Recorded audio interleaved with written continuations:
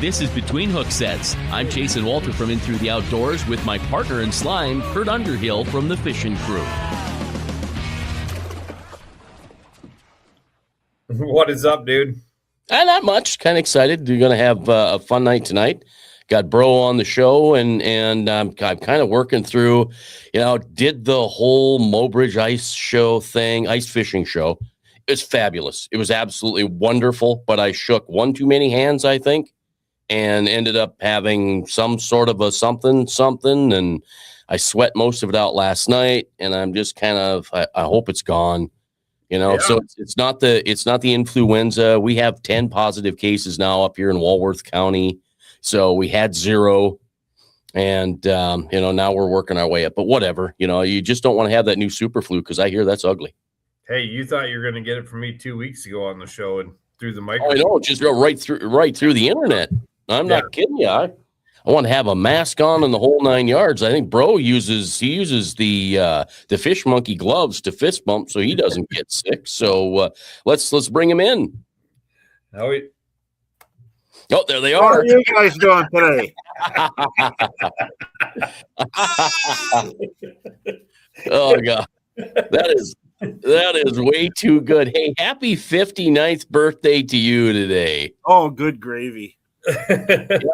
Spill the beans. It was all over Facebook anyway. Yeah, it's I guess I don't care anymore because I'll be 60 here in a few minutes. So so you'll be so is that so are you gonna be 60?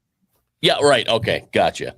But people said, well, you still look young, and I said, well, I stopped aging at 42, and I was pretty rough shape at 42, so I'll be rough the rest of my right, there you go. Yeah, right on. Yeah, am I going to say, by the way, pop this up quick before we get started. Your better half, and frankly, probably a lot of the reason why you're in the position you're in, and for your success and all. Yes, Heather? Absolutely. She's here. Heather, you're getting. They're talking about how you are the Bro Nation. Yeah, right on. And so, she supported me from the beginning, and I hear stories. I got fishing friends from the Dakotas to Wisconsin, Michigan, and their wives want nothing to do with fishing or areas that have lots of fishing. Yeah, you're lucky. Oh my gosh, we'd be hosed. Oh yeah, you are so lucky. Thank you, guys. Good to see you, and Happy New Year. Yeah, Happy New Year, Heather. It's good to hear your voice, unless you want to just peek in the side of the camera there quick, and there we go. Hi. That's what we want to see. And I always, she hasn't been beaten up by the sun bat and the wind bat like me, so people are like, what's your daughter's name? And I just want to kill him. It hasn't happened lately, but I'm like, hurry up and age, would you please? Oh, that's great. So I love her. I love her taste in music. Oh, thank you. Oh yeah, she covers everything, from country to Western, and all that stuff. But of course, rock and roll Heather, retro Heather. Right on.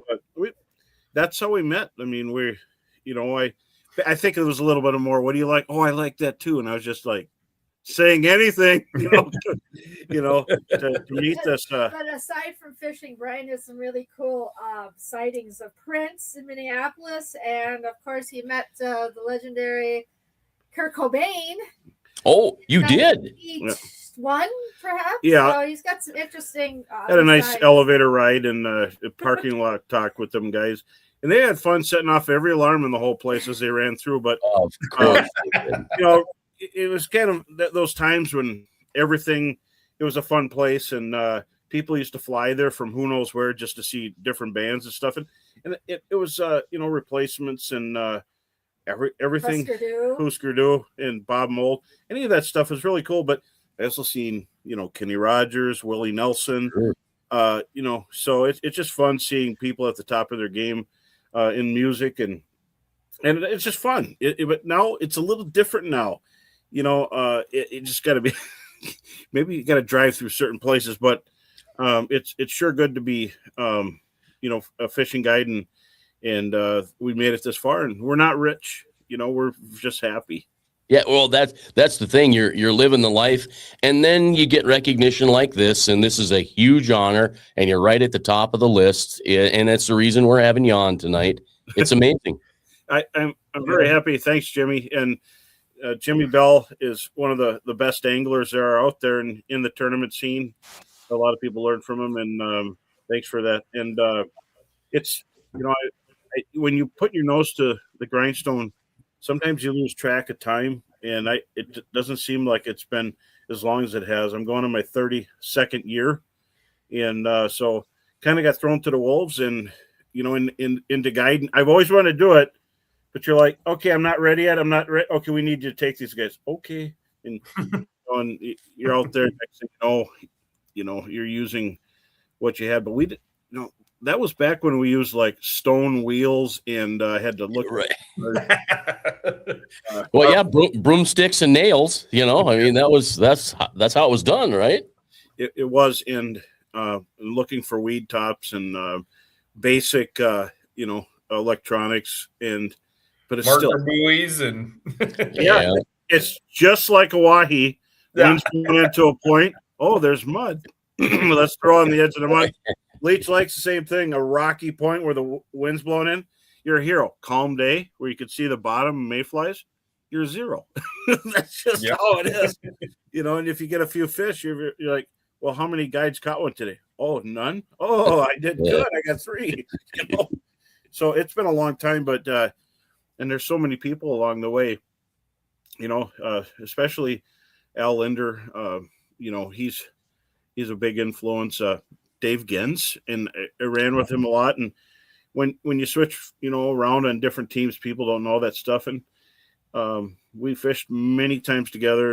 And back from USL when it became Clam, I was there. And fishing gives you opportunities.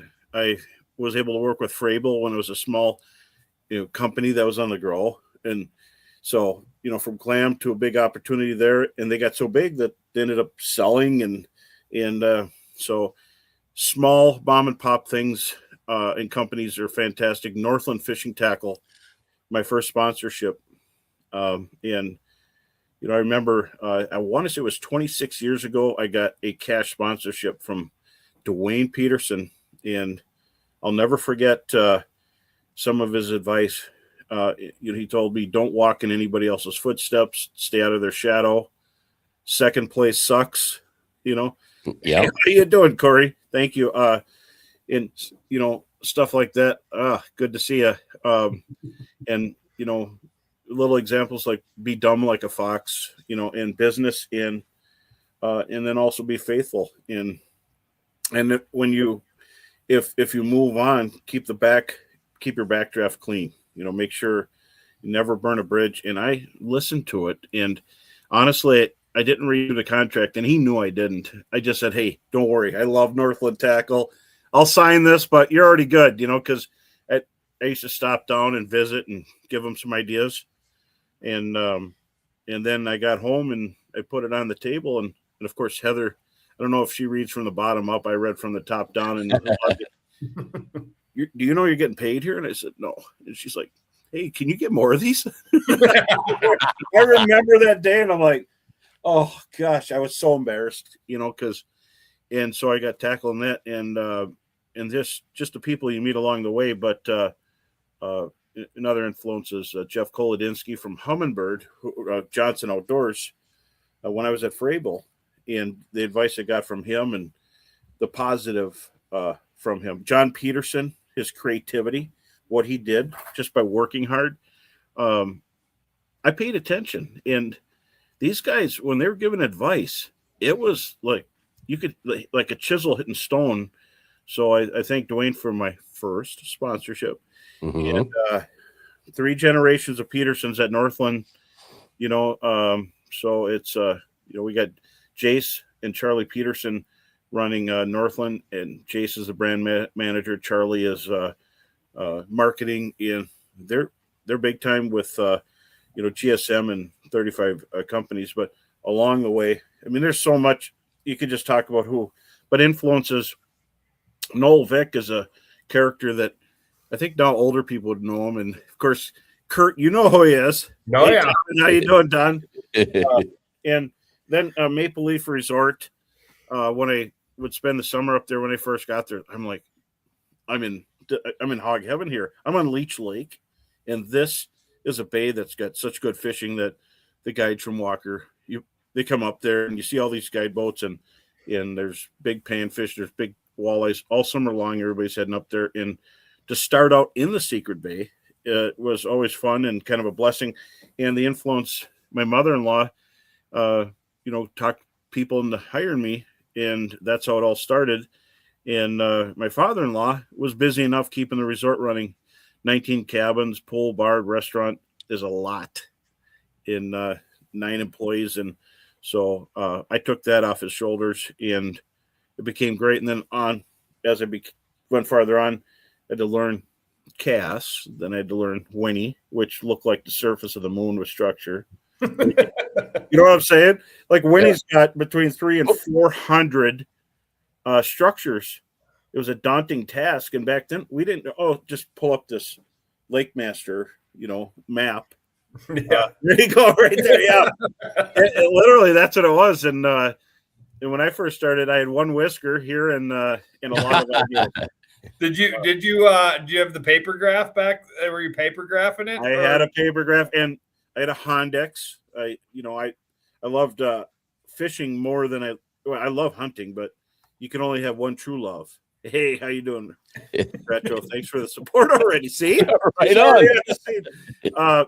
But so, over the years, technology advanced, but that advancement to be able to see your lure, go down the hole, see the fish underneath, and I tried the Lowrance green box, and I could see a little bit, and I'm like, this is fascinating, and I didn't see rods or reels in tackle. I just made them. And I thought, I'm tired of having line all over the ice. Back then it was jiggle sticks. And then a little bit later, they came out with the little schoolie reels. And that was nice, but I used an open water reel on a broken rod tip, and it was great. And all these years later, you start thinking, it was all this people wanting to get into something new and make it easier.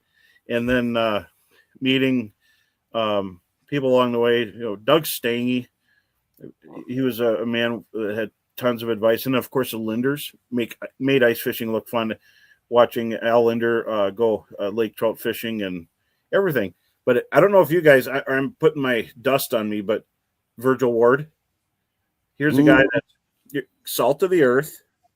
And he, championship fishing, he started the show, and he was always having fun. And it was always about fishing. And, it's not like anything now. There's no drones or anything, but they worked hard. They made it look fun. And even back then, Roland Martin was on TV. Hey, how you doing?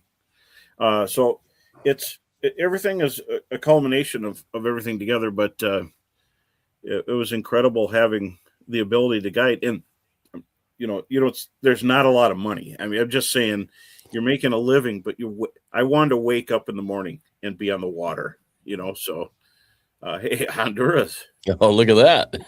Wow. Well, yeah, the only ice you have is in your glass, right? Yeah, right on. Here's to you. So you go back when I was a kid, when I was 9 years old, I was running the Mississippi River in shallow riffly water in a Lund boat up and down the river, and I learned right away after I had to roll back one time about 10 miles upriver. And when you're rowing, you're looking at the same tree for a while. You're like, okay, I really got to get going to get past this hurdle. And you get home and you're like, okay, I'm going to concentrate on upriver because motors weren't that reliable. And you learn how to read water, because if there's a V, you're about to flip the boat, or you're going to end up in the front of the boat from the back. And so it was kind of cool. And now I think, at 9 years old, that's child endangerment, but from a farm laborer family, we know how to rough it out, right? Right. Yeah. I mean, you started in this game, like I said, it's kind of been your whole life, and you've seen a lot of changes, been part of a lot of changes, right? I mean, you've kind of helped innovate a lot of things in the game, and would you going back to talking paper graphs and the Lowrance green box, would you ever think we are like, I sometimes sit down and think like where we're at today, how can we get any more crazy? Right. And I can't imagine being like, take ourselves when we started, put it in today, and then take 30 years from that and see what it's going to be like. I mean, it's just, I just cannot believe it. You know, they were worried about the AquaView. I remember when that came out, had to have one, bought one from Jeff Arnold at Reed's, and you know how he sold it? He just put it in Heather's hands. Here, take this. Oh, sure. But he's working 4 sales at once. I love watching him. He really is a Pied Piper of consumers, and he would gather up and make sales. But so they thought that would ruin it. No, it didn't. Made it easier to watch a waxworm disappear and set the hook on a bluegill or perch. But in locating fish, you know, in tournaments, it still is very viable. But you know, with forward viewing, I don't know. There's been so many things. I think when the first map chip came out, and I had Lake Master Map, they let me have it a year before it came out. I was a kid in a candy store in Lake Winnebagosh. There's so many things. I said I knew there was a hump here and a hump here. This one had eater walleyes. This one had big ones off that tip over there. And then here with the map, I find out they're connected with a saddle. And oh boy, was that good fishing there. And so I tell you, so now you go out there and you go to a spot, there's holes. You go to another spot, and you can do this across the whole lake, any lake. And now the B spots are the spots, you know. And back in the old days, before all of it, I would just grid the lake. And it's a daunting task. You look at the lake, and there's no tracks out there, and I've already got schools of fish, but I'm like, it's not going to be enough. So I just go across the lake and I hit break lines and grid, and I just do a football field at a time. And I remember in the day, you know, before all the technology, I had basic handheld, GPS, and we just have a mark on it, you know, and you put a date, and you watch the date, you see, give it a name because there's no hump names, and I built up 35 to 40 something schools of bottle rocket perch, big jumbo perch, and without humps, you just drill. And now I look at where I found them, I would never drill them open now. So I think sometimes it's better just to drill, you know, and unplug in. But it took a lot of time to do that. And but over the years, I like the maps actually. Mm-hmm. It's, you know, but people, they do have the map too, so you have to think outside of it. And then even you know, back in the day, so my first portable fish house, who did I buy a flip style fish house from? Dave Gens. So I met Dave Gens outside of Vados Express in Spring Lake Park. Went there and I seen his fish houses, and I'm like, flipping is better than trying to set up, you know, something else. You know, they had a one pole system. Old canvas tarp. Yeah, and here it is, and there's a pole. And I'm like, I like this flip style. But I always got buddies I want to go with. So I got the 2-person, but I was on the outside, so I could come and go as I pleased. They had to climb out of it.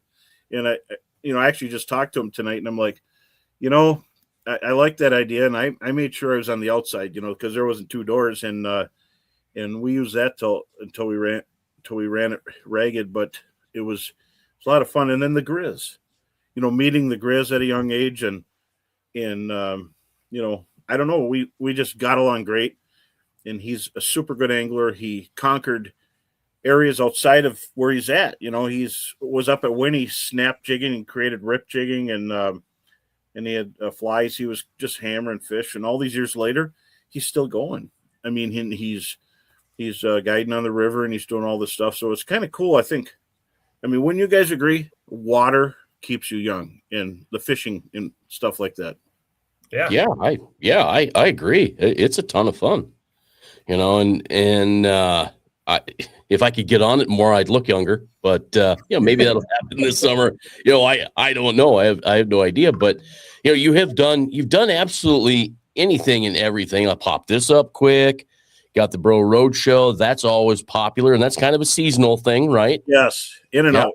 And then this, we go back how long ago was this? Because I remember this as just a regular average person that liked to fish and watched it before I became famous because of Between Hook Sets. Well, we did that the year COVID shut everything down. I met with I had a meeting on the phone with Chris Russell, who was a director of marketing for the new Frable, which was bought by the Teachers Pension. Actually, is Plano Synergy, and then in between that, it got bought up even farther. I mean, the big fish, little fish thing. But anyway, I said, well, how do I keep this going? What can I do for you as a company? And I'm like, can we do something virtual? What do you want to do? He goes, I don't want to do nothing. And he goes, and I don't want Heather to kill you. So we'll hire someone to help produce the show and get it ready.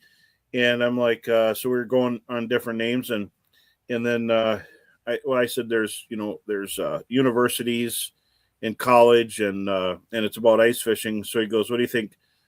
College? I said, College of Ice. And so we did that. And he said, I'm going to get somebody to help you out. So I was actually the College of Ice. And then he hired Steve to help me do it. So, and then some of the wording changed later, but so we did College of Ice for a couple of years. We had, people from all over the ice belt, and then we had Minnesota Viking on there, and even Kevin Van Dam came on a couple times because he ice fishes, and I see him at the shows.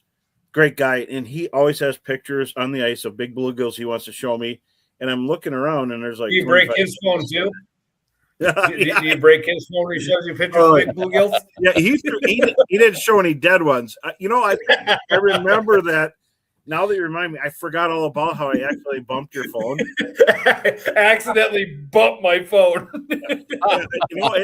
And I normally I don't do that. When I see big, dead, giant old bluegills that are super rare, and you can't. I found Bro's tipping point that night.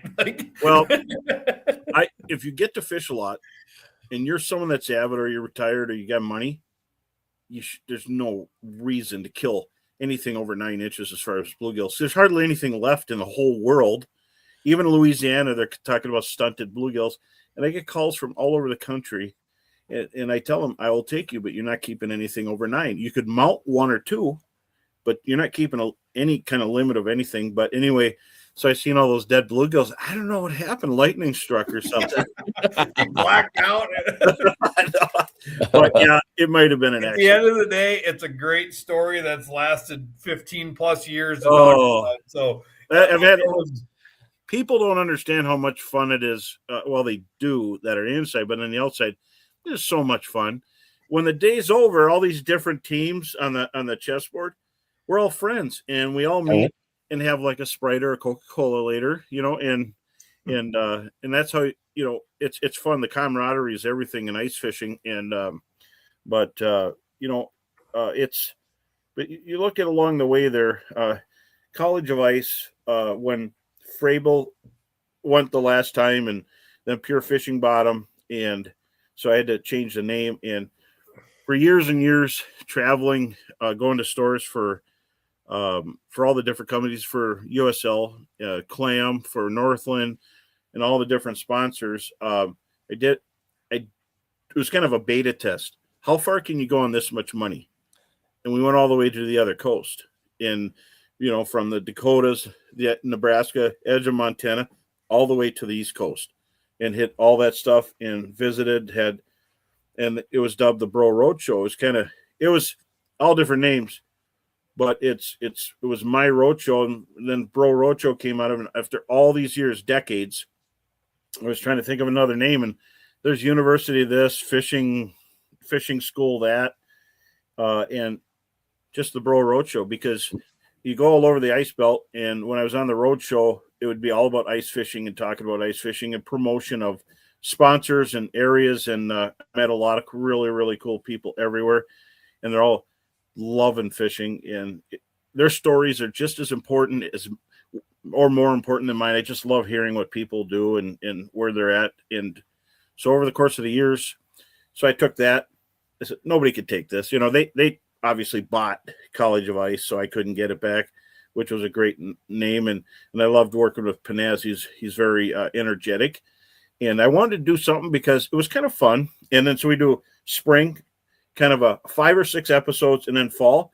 And then the guiding, you can't, if you guide, sometimes I would barely make it, and I don't want to put it all in Heather. So I do it when I have little windows and just a rev up and a rev back. And so during cabin fever, we talk about open water boats and different things. And then going into ice to get people thinking about ice when they're about to go in the woods or into their deer stands. And it was fun, and now reports, if I'm out there just to give people an idea what's going on, if there's a big pressure ridge somewhere that's causing trouble, or how our accesses or people getting on. And I don't go specifics, and everybody kind of knows where I'm at. I'm just slightly vague. I'll say of 3 lakes, because telling a spot, you're marked for life. If you're a spot teller and you say a small lake in my neck of the woods, they're not happy that you're sending people to a little lake, So I'll mention big bodies of water, and I'm not always on big bodies of water. So I'm real cautious with that. And I understand there's people who live on a lake, they're retired, they work their whole life to be there.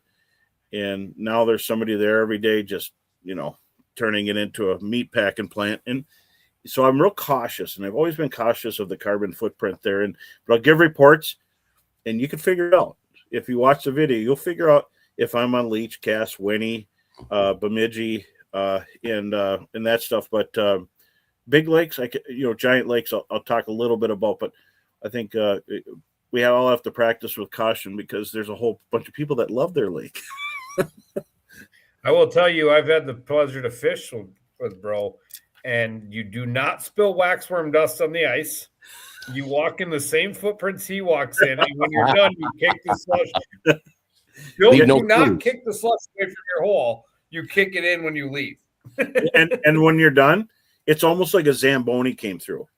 And the Zamboni effect, and the reason is that not because you're going to lose a spot, but if 200 people hit that spot, the fish lose. Mm-hmm. And it's over. It's my theory I've come up with, like even on, the lakes that we just mentioned. If you pound a spot, it's done. Now for a while, it takes a while to recharge. If you take drops of blood, so it's a doctor and a patient.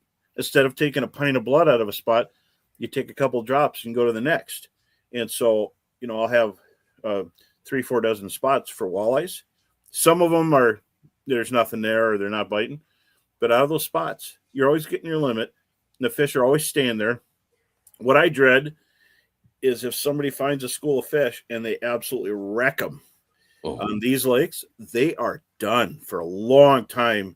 And I insist on people finding multiple spots and take drops of blood, because the pint wipes the spot out. If you're on vacation for a week, if you move around, you're going to catch way more fish than just, knocking the tar out of a spot. And it's true. And so I have a couple of guide buddies. We're kind of watching each other, and I'm like, it's getting kind of heavy over there, time to move, So we watch, because multiple people could go through it, but there is a certain limit. In some spots, no. Like in the spring and fall, when there's 2,000 walleyes on a flat, you don't have to worry. But if you're hitting a spot that looks like there's 20 to 30, you could pull out 4 keepers and maybe play with a big one, and then that kind of stuff. You could do that across a whole lake, and sometimes it's not 30 spots. You might have 70 spots, but out of those 70 spots, there might be 35 active schools. So it's kind of fun. And then we all know where there's a few big fish, we can knock on their door, but you got to do that after you're sitting one away. You can't limit out, and you keep fishing. So if you got 3 people, we can have 6 fish here, so you can have 17, and everything's got to go back quickly, and then if you put the last one in, you go in. So it's been kind of fun. There's a lot of stuff to learn along the way, and but now with technology, forward viewing, it's incredible. And I've had the pleasure of using it, and what I love about it is not taking advantage of the fish, is being able to show people why you're there, that there are fish there. And I don't have units where they could sit and stare, because then I could just hire AI to be me. Yeah, right. I still got to be the traffic cop. Okay, throw over there. And, if there's a family there and you get some mean, teenage dude and he's casting over his mom's line, you also got to be that cop too, let the ladies catch fish and stuff or switch positions, because I want everybody to hammer them in. Sometimes, where are the fish? Everywhere. Just anywhere you cast in there. And that's how good the fishing is here at times, and it's a blessing. But I'll say that the Hall of Fame, I never expected it. I was overwhelmed, and I just about passed out when I heard, and Heather was pretty misty-eyed and pretty cool, pretty amazing. And well, we had Jason Shakirka when he got inducted, and the same thing, right? I mean, you've done this a long time. You've done every aspect of this industry, right? From promotion to design to guiding to tournaments to, I mean, you name it. You're one that has, you just sit there and talked for how long about conserving it, right? Conserving, don't beat these things up. I mean, there's not a guy that I can think out there that has done much more for the sport than you. Oh, that's very kind of you. Well, I mean, think about it. I mean, I remember one of the first times I kind of figured out who you were was the Eggo Waffle Boat. Yeah. Back in the FLW days, the Bro Eggo Waffle Boat. And then then you kind of meet you. And, it was quite a few years later after that we actually met up at the shows, and we became really good friends, and we spent a lot of time at shows together, and it was just I'm fortunate enough to call you a friend, but everybody that you walk across, I've never seen you walk away from somebody. I've seen you be the last person in a booth. I'll never forget Sioux Falls in the church for Dakota Angler. You're like, I got to go by this time because I'm going to be in a deer stand tomorrow morning. Yeah. And some guy came up, and I'm like, bro, it's like 4:30. You said you had to leave at 4:30. You're like, yeah, I'm busy. And you just stood there and you kept talking. Like, it didn't matter. Like, and that's the person you are. I've never seen you walk away from somebody. The only time I've seen you mad is when you spiked my phone, and that became funny. Yeah, right. Like, that's a great memory, right? Like, yeah, even mad, you're like, you dumbass. I still don't remember that clearly, other than I might have bumped it. Yeah, I could take you to the place we were standing on the back porch of McGovern's when it got spiked. I thought we were like at a church when that happened. Nope, we were in McGovern's in St. Paul. Oh, that's right out in that back patio area they have. Yeah, I could take us to the spot that I got spiked, and I wasn't even mad about it then. I thought it was like I learned something pretty quick. Don't show bro big fish dead on a playboard. Well, especially big bluegills. Yeah, it's I've been taught that since I was a kid. When I was 10 years old, my father said, and when I wanted to keep them, he's like, these are old for their size, and they're becoming less common. And he said, when you take these out, the lake stunts. And so I had that advice when I was a little kid, and I had a few times in all the years, between there and 20, where we might have went over a little bit in the 9-inch thing. And then remember when I met Heather, I had a day where we had some that were not 9.5, but like 9s. And she looked at me, she goes, those are bluegills. And I said, yep. She goes, aren't those big ones? And I said, to some people, no, but yeah. And she goes, aren't you supposed to throw those back? And I like, oh, so I've been pure on that. And I understand. But that's at 9. And I talk to some people, well, I throw back the 10s, or I throw back the 11s. And I'm like, you fish a lot? That's not very generous. Yeah. If you have all that available to you all the time, and then you're not going to cure some of the people. If you even suggest something, they don't, so, but you see more and more people. I've seen people throwing big bluegills back, and I just got to go up and, meet them and shake their hand. And, but outside of that, I mean, they're probably the least understood fish. And if you have to talk to somebody that knows somebody that found a secret lake that's private, and they have to go in there and then they want to wreck them, it's just terrible, and it's pretty sad.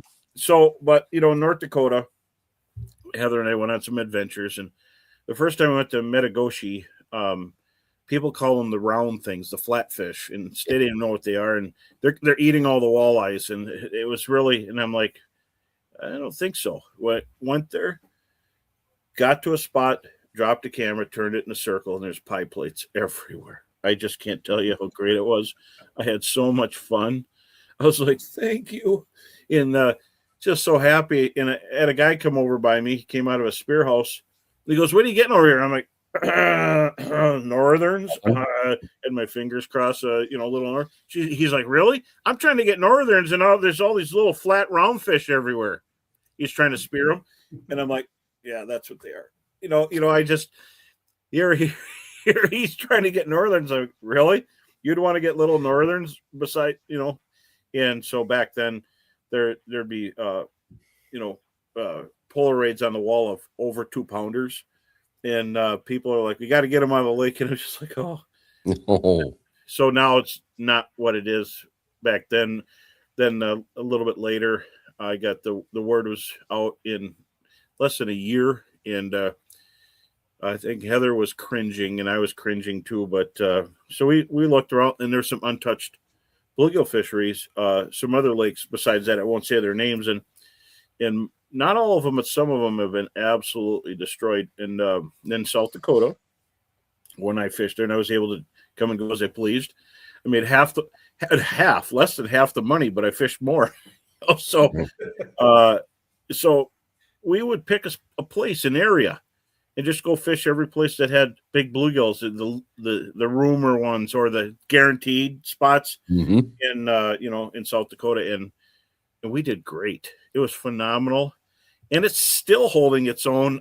Some lakes are a little different, but it's just how it is. But outside of that, getting back to it, I have to thank, of course, my in-laws, Steve and Paulette Perobic, for pushing me into it. And then, and along the way, I've shot shows with Doug Stange, with In Fisherman, and a lot of Linder's Angling Edge with and Bill Linder has been a big part of it too. He was a camera guy and filmed, it's got to be hundreds of stuff with me. And when I was with Frabel, I walked on the moon, and that was quite an ordeal. And then with Clam, I caught a mermaid.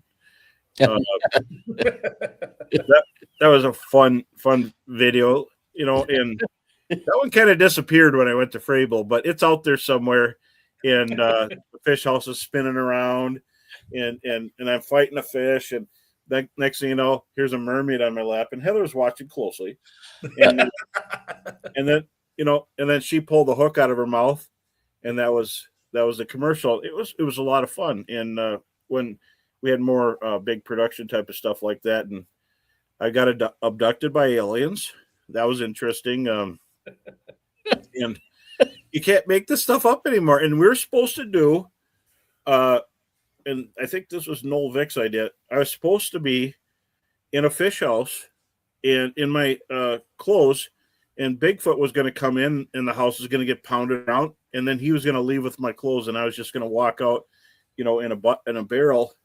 And and they should have did it, because right after that, that's when Bigfoot was doing the Jack Links, and so they were a little bit ahead of their time. But production's got a little less in cost, and all these years later, I try not to jump ship too much. I've been with Ranger boats for close to 20 years. Then I went to London, and just high quality stuff. And Lund's been a great boat company. I was with them before, and when you get deals, that does the talking. If you're a guide like me, you're not rich. I don't own a company, so I want a deal. I'm a fishing guide, and they're taking care of me at Lund. And so I've had Lund in my early life up till I got a deal with the FLW Walleye Tour with Ranger boats, and I did the FLW Walleye Tour, and I've had I can't remember how many top 10s and top 20s, but it was quite a few, and never won, but I've been close. I've been in first place in day 2 and day 3, and now I'm not out of it because of forward facing sonar. It just happened I got busier guiding, and I took 1 year off, and that is kind of that it's hard to get back in. And I've done MWC and National Walleye Tour itself is what it turned into. And I'd find every location on the Great Lakes. I would try casting every tournament. And I'd have 2 or 3 days. And now that's how everything's getting won. Because they could see the fish. Yeah.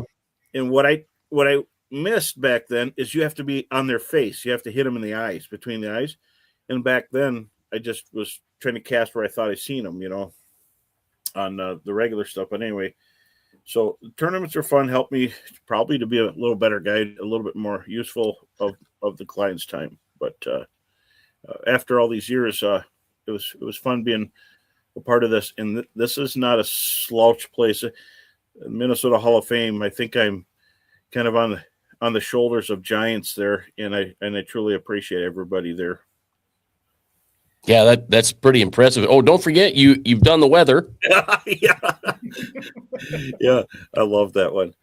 So I mean, you like I said, let's get a little bit into your innovation of the sport. I mean, like there's things that you've been a part of. Obviously, most people know the bro bug, but you were like you drew those out, you molded them in clay. I mean, it wasn't just like, hey, name a bait after me. You kind of designed a lot of those ice fishing baits for Northland.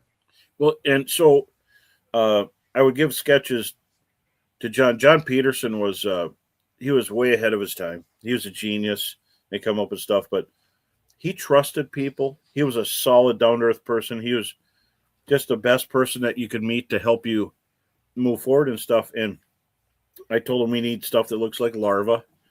And, and it took a while then because, you didn't just walk in and say, can you make something like this? Like everybody did. It was, I need a sketch, and you'd sketch it from different directions, different renderings, what it's good for, how it would sell, what markets would it be in, blah, blah, blah, down the line. Then you hand that in. Then the next one where someone will just say, yeah, we need this and walk through without even doing a sketch. So I sketched stuff on napkins, on a notebook paper, and then I got a sketch pad. And you have to have an idea. Then there's a mold maker. And then from the mold maker, it comes back. You use it, you approve it. And you can't disapprove too many times because it takes months and months. Where now I could take a rendering and they could fix it up on a computer and have it 3D printed. Is so fast. And so back then the sales of ice were actually, I want to say less than 20%, maybe even less than 10 back then. And the last time I heard, I didn't for a few years back, it was like 38 or 40%. So it's an incredible amount. We did the Bros Bug collection, but I never called it the Bro Bug. The bro bug is what John called it. John Peterson. It's the bro bug. And I'm like, really? You don't have to do it. He goes, yeah, I do. Because if it fails, it's on you. I love it. John and Dwayne Peterson were such great driving forces for everybody. And they created this pro staff where everybody just loved being a part of it because you could come by and you could, John always gave you tackle, so he just was very helping, and Dwayne was super smart on philosophies. He was a good teacher on how to become a pro. But so then we did the Bros Bug Collection, which is kind of a funny name because we'd have different bugs that, for helping in fishing. We had the gill getter, which was flat and it darted forward for fishing bluegills and weeds and stuff like that. And then the mud bug, the clue how to fish it was in the name, pound the mud bug for big perch. And it was a fast faller, really cool hooks that had really, really sharp hooks. And they had to be the right bend, 60-degree eyelets so that the lure would sit right. You could use a loop nut, you get it to rock. The bloodworm, which was tremendously popular all over. And plastics were kind of a new thing in ice. So making a little bloodworm with segments and, that was one thing. Scud bug, which was a freshwater shrimp, it came curled. So when you jigged it, it straightened up and they would kick back. And super popular in the New York and 10,000 Islands area. The perch, people had them, just pounded them. And then small tackle worked really good out on, around the area of North South Dakota, because eat them tiny shrimp. And but there's a lot of different shapes. The slug bug was John. The hexie fly was a name I came up to do something else, which became part of technology because quarter wave technology. But there's a lot of that stuff. And puppet minnow.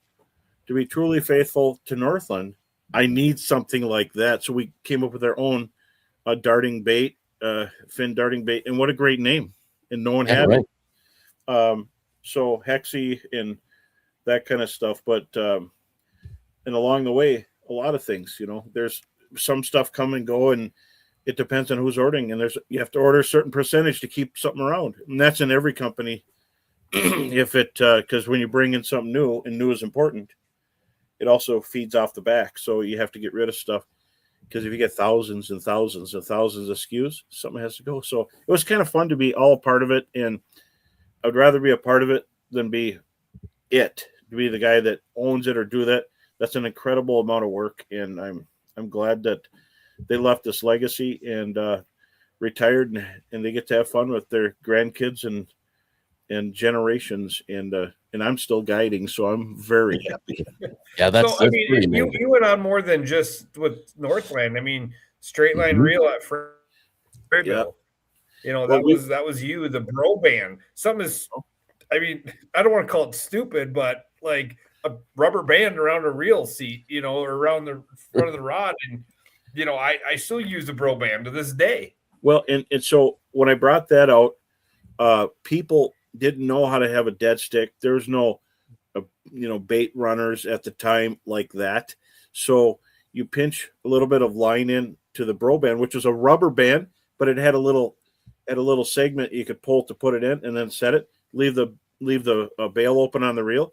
Fish hits, pulls out the band, and so we called that the bait regulator. And they're like, bait regulator. Bro band, that's how things work behind the scenes. And I'm like, okay, whatever, And so when I was a kid and bro first happened, we'll just do this real quick. In fifth grade, I was known as Big Red, and that's what back as a kid, the Foxy girls in class called me Big Red. Now I love that name. They'd say that, and I would love it. And then so when everybody's getting their names, like Woody, Stink, Booger, I was bro. And I hated it, and it was more of a way to kind of jab at each other. I love it now. And you don't get to pick your own nickname. If you pick your nickname, you can't pick your nickname. It's just wrong, but I'm so glad I didn't end up one of those other nicknames. But now I don't like Big Red, and I like Burl. But so that's how that happened. So and then at Freyville, we created a bunch of stuff under me, the fish houses, the bro pop-up, the bro sidestep house. So we had the first side doors in. And then one year we wanted to design a fly reel for ice that had multiplying gears in it, so you could actually reel in a lot of line every turn.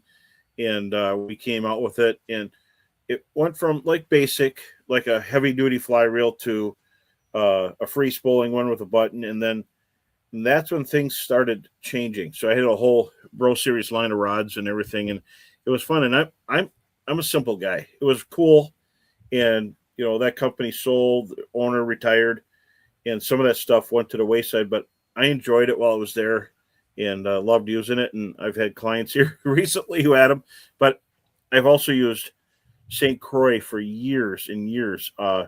Ever since I bought St. Croix rods. And, back in the days when Thorn Brothers had their rods, because I shopped at Thorn Brothers and the original first store of Burger Brothers.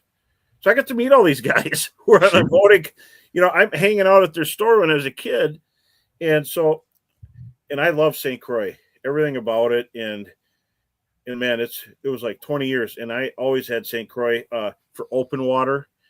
And it was when Freyville went, I felt bad. I lost all my namesake rods, but I got to use St. Croix now. So custom ice, that's not a bad thing. And just because it's not a bro something, that's fine too. I mean, they are amazing, and they make these really high-end rods, and they roll them right there. It's like going to a bakery.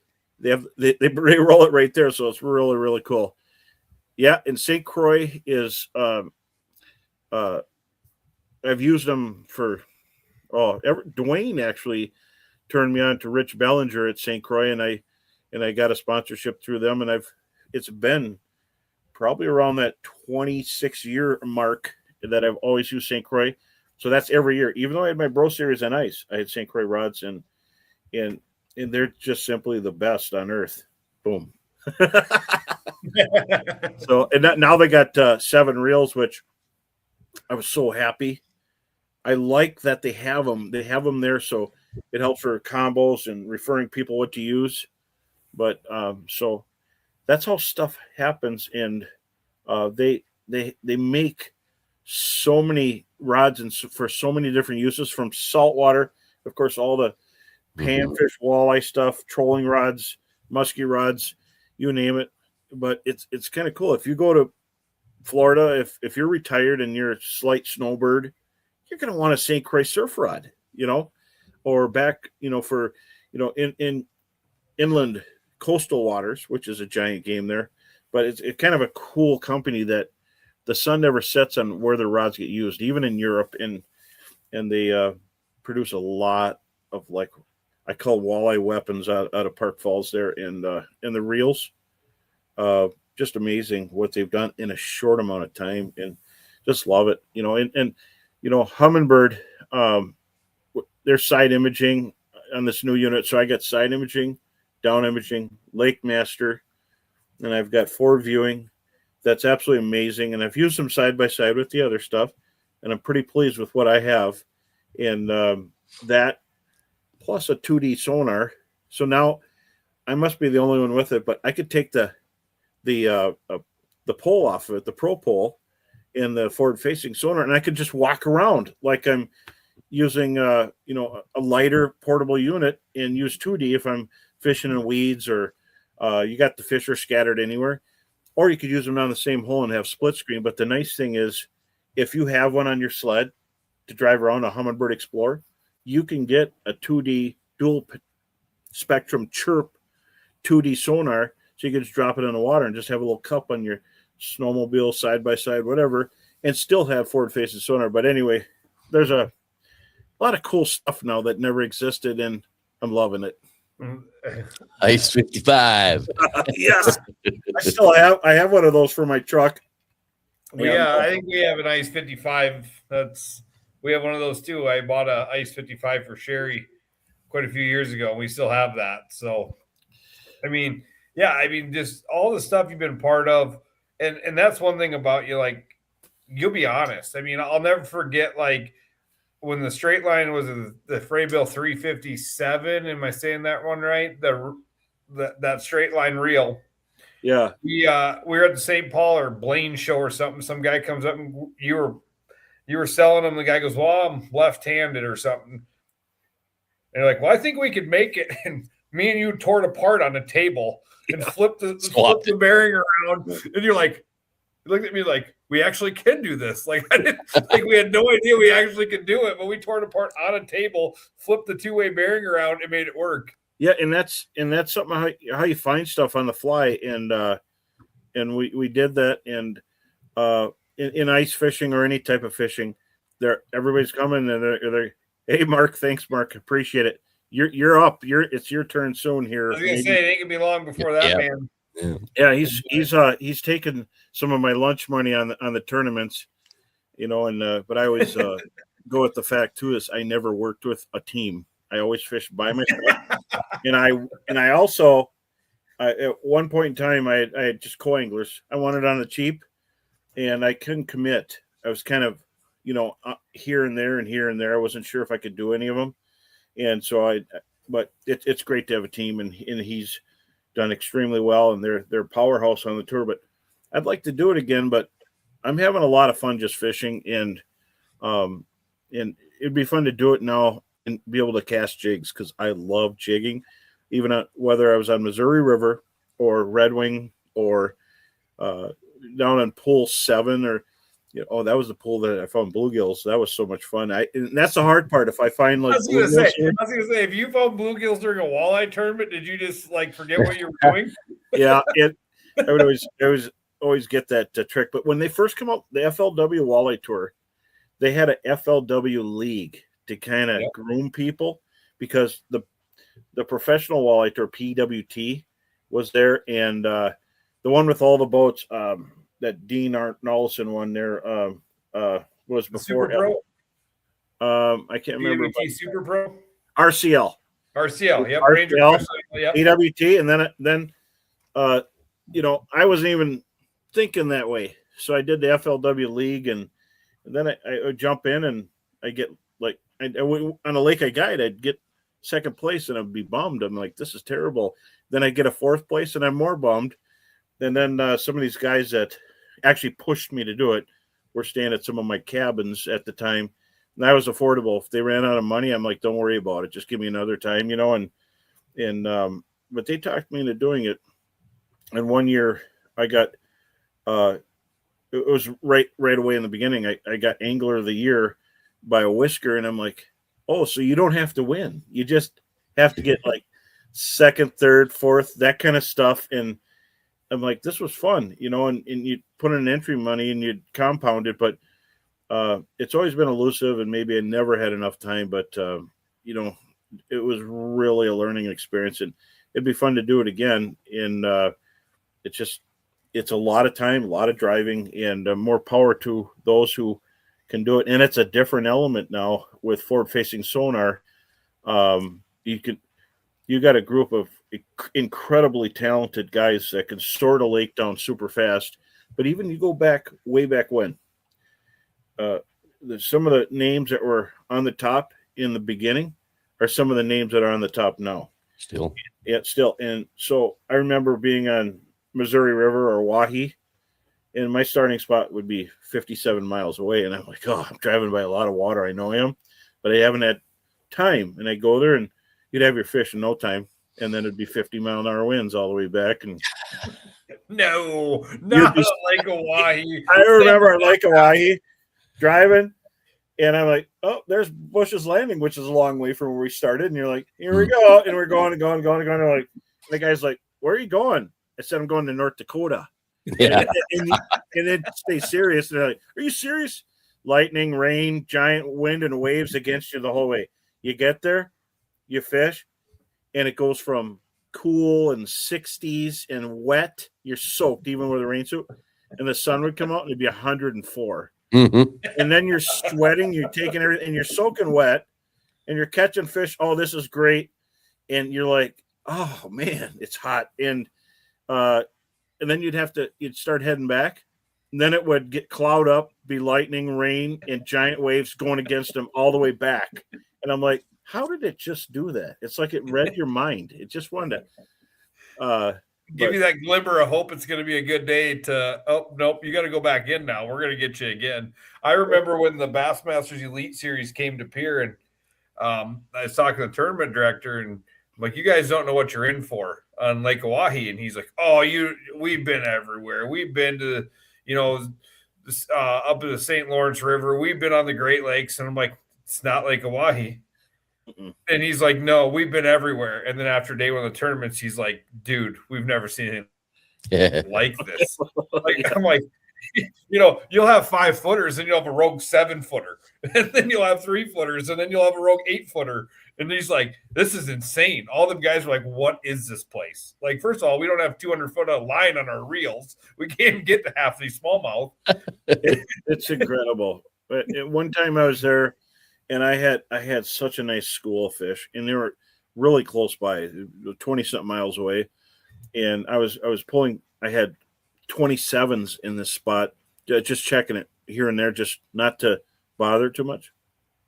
And on day of the tournament, it was loaded with smallmouth bass, loaded, and every cast was a big smallmouth. They were paper thin, but they're big and fun. And I'm like, so I looked for the walleyes as long as I could, and then I knew I had to just start from scratch. And it's kind of, that's just how that lake is. And oh yeah, and I'm not a troller, but I figured out, I worked from the surface down because I got tired of getting snagged.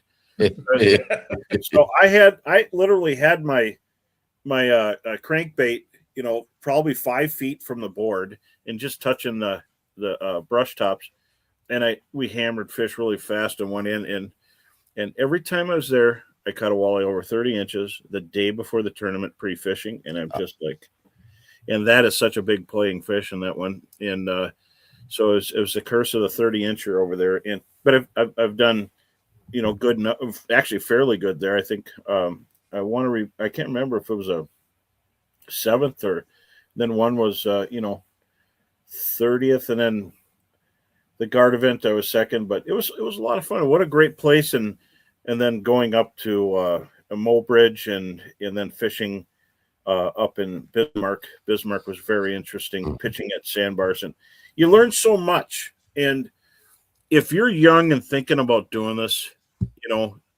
seriously, you learn so much from state to state, and you only get so much time on the go around. So I would recommend doing it if you can. Don't overextend, but it's so much fun. You have to learn the body of water good enough to be a local guide there, and these guys are doing it. It's cool. And then ice fishing, the ice tournaments.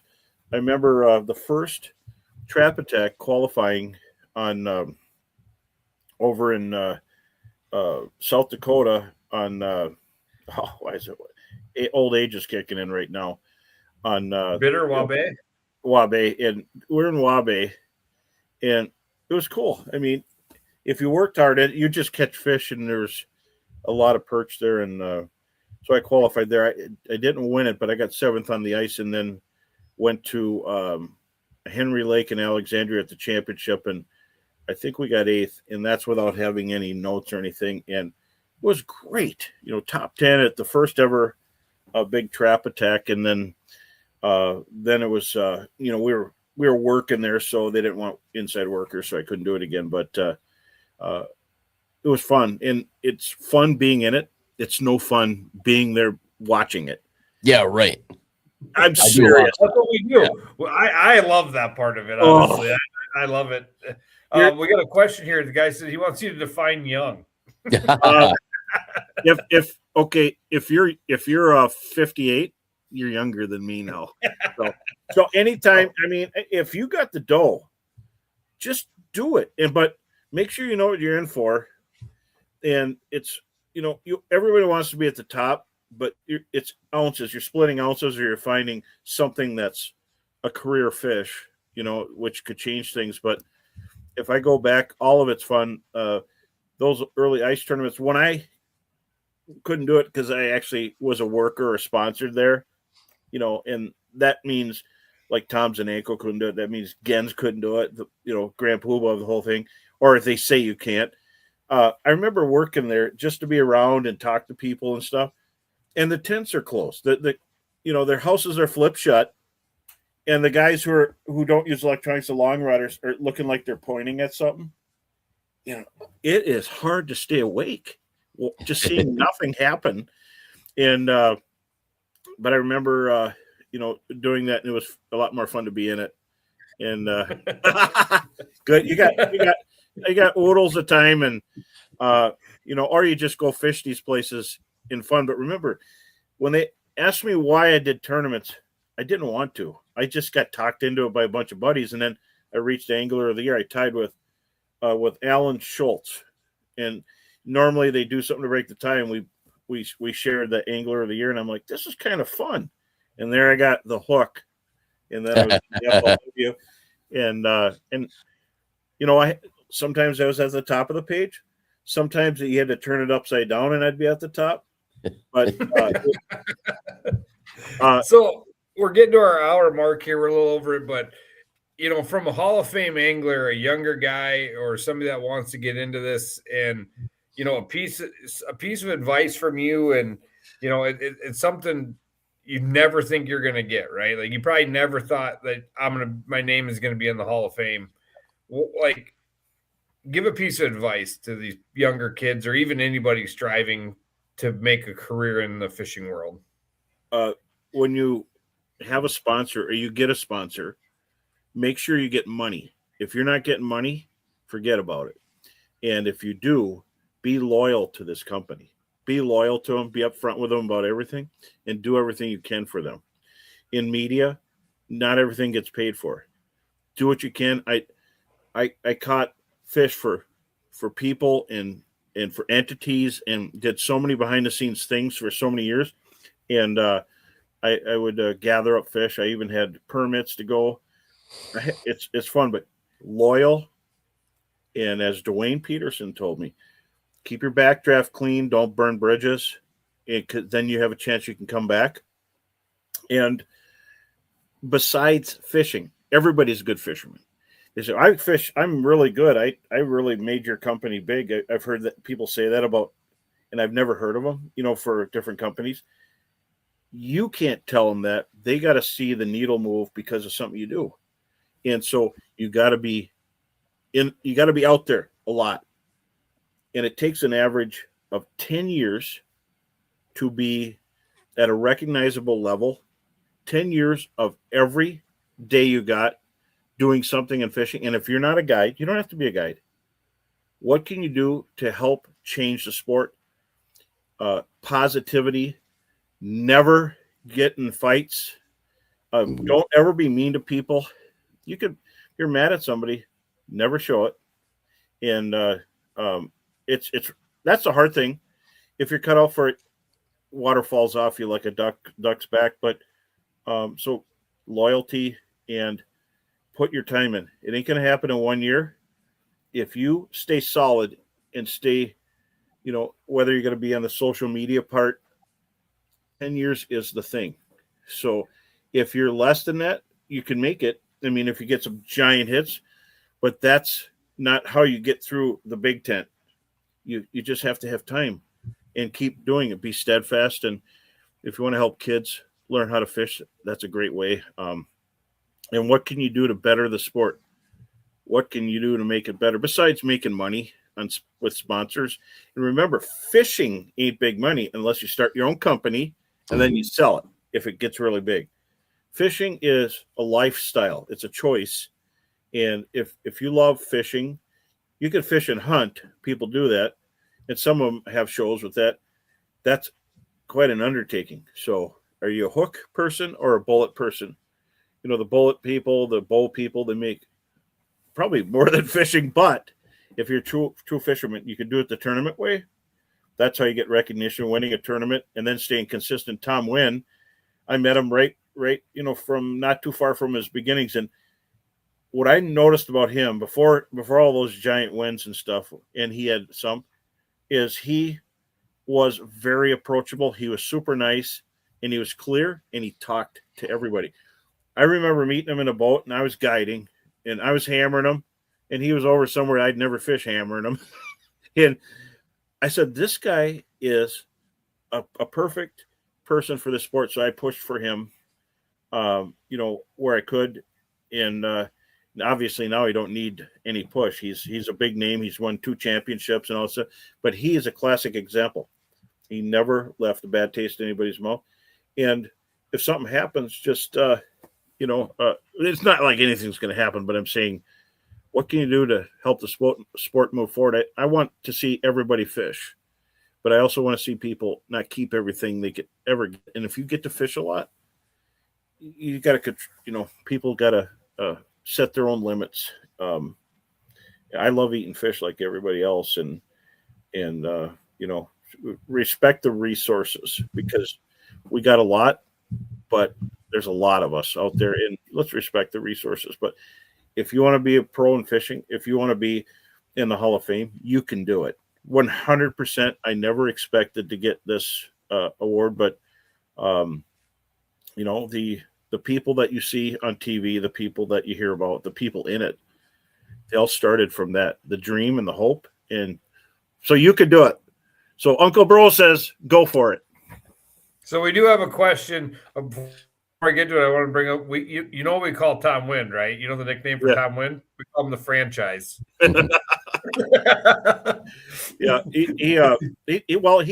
he threw in something that helped us, Yeah. So we got, with all your success in the fishing industry, do you have any regrets? Should have done this, or wish you would have done that? Good question.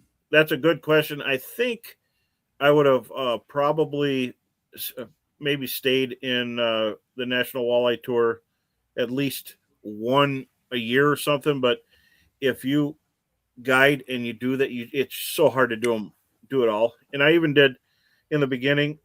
I probably wouldn't have stopped doing the Gary Roach Invitationals in Canada. I did Red Lake. I did Pine Falls. I did Menaki. So I did those tournaments also. And then for the last 20 years, I've been doing the I-Falls Bass Championship, which has a 60-team waiting list because you can only have 60 teams in it on Rainy Lake. And we get about 280,000 acres to fish. It's incredible now, especially with technology. Incredible. If you have one or two fish that are small, you can't come back from it each day. And so you get cut at 54. So if you're on a 60-team waiting list and there's only 6 open spots, 5 open spots, that's like forever. So right. I gotta tell you, the stress is on. And I fished with Heather last year. She couldn't do it. She was still sore. She had a tumor removed, and thank goodness it wasn't cancer. But she, it was a big deal. And so Nick Cox from Razor Augers jumped in, and his eyes were as big as saucers when he was at takeoff and seen all the tricked out fighter jets there in the water. And it was fun seeing he got the bath by fire, thrown to the alligators. And it was a lot of fun seeing that. And he held up his own replacing Heather. But she came up on stage after, but it's fun. Find your niche. Do you want to make tackle? Do you want to create tackle? Do you want to help people fish? You can do everything, and we're all here for you because you're replacing us mummy dust people here. Me, not these guys. These guys are young and yeah, right. We're the same age now, by the way. So oh, we are. Yeah, we are. Yeah, I got a gray hair, Bob. It's so nice to see you guys again, and everybody out there. Truly, you could take it to the limit as far as you want to go, and it's been a pleasure with everybody I've met, and everything I've done with everybody. But and I didn't hit everybody that's out there. Tim Mossberg from Fish Monkey, he's a dream maker, and he created this big company. And Matt Lardnois from Amped Outdoors, he's a giant in the room, whatever show he's at. And then just everybody. Tim Price from Johnson Outdoors and Humminbird, and when they didn't have quite the distance with forward facing, they caught up. Now there might be 10 feet or a few beads, but there's so much more to it now. They can't keep them in stock, and they wanted ICAST. It's such a nice time in fishing world.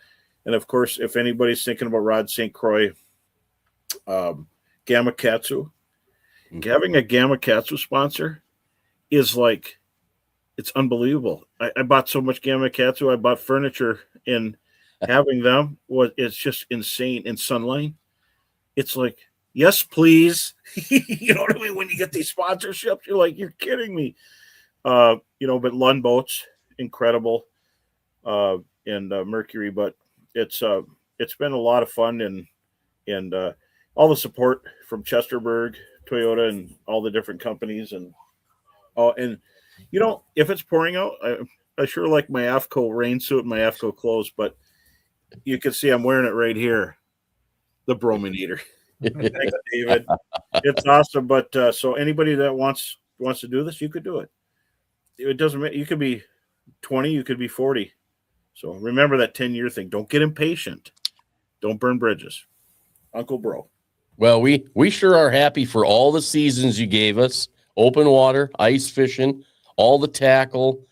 You and Heather are one of the first folks that I met when I jumped into this in 2021, and you were very welcoming, and I love you both. And it's just been retro Heather there. Heather, thank you very much. Bro, happy birthday, and thank you. Yeah, thank you, bro. Thank you, guys. So I'm going to have a birthday drink. So click your cups. Mine's just going to be pop, though. Yeah, that's okay. Hey, thank you for all you've done, and I well deserved on it. And I am one of the people I am proud to call a friend. So thank you for everything you've done for me, the industry, and everybody out there. So it's a big deal. Congratulations. Thank you, guys. And I forgot, Ron Sherrill, I didn't forget about you. You called me Bluegill Bro. So we're talking 30 years ago. He had me on a show, and we talked about releasing big bluegills over 9 inches. And I think back then I had one whisker on my chin, and I looked like a doe in headlights. But anyway, thanks a lot, guys. I appreciate it. It's been a wonderful journey. Oh, it's been great. Thank you for sharing that whole story tonight. It was awesome. Yeah, thanks, you guys. And now I'm gonna go and enjoy a birthday pop. Yeah, you do that. Have some cake, too. Happy birthday to you, bro. Hey, Take care. Heather, thank you.